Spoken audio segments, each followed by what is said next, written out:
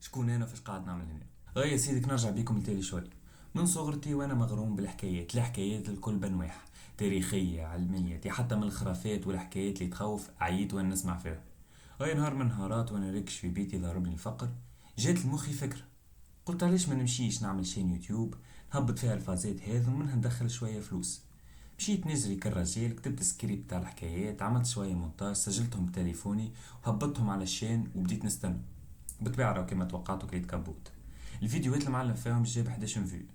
قعدت اخمم ونكسر في راسي بمعنى باش نشوف السبب اللي ما خلانيش الفيديوهات يطلعوا، ما خلانيش نولي كيما مستر بيست. اي نعرف مستر بيست ما شنو بعيد عليا، راهو كنا ولاد 19. هو راه الحقيقة ما قعدتش نخمم برشا. تي وحدها ظاهرة كاليتي تاع الصوت تاعبه وزيد نحكي بالعربية الفصحى. نعرف عربية فصحى ايه هذاك هو، منعرفش شنو كان راكب لي في مخي، تخيلت روحي باش نظهر كستوري تيلر المحترف. ما نفوتكمش عادة بالحديث، مشيت فسخت 3 فيديوهات وخليت واحد بركة باش يقعد عبرة ليا، معناها باش اي انسان يحب ينجح في اليوتيوب يمشي يدخل يتفرج في الفيديو هذا ويعمل عكسه. لميت فلوس وشريت ميكرو احترافي كالرجال، وهمكم كيما قاعدين تشوفوا كاليتي الصوت عسلة. واني تو بحذاكم محتوى مخير وصوت مخير بالطبيعة.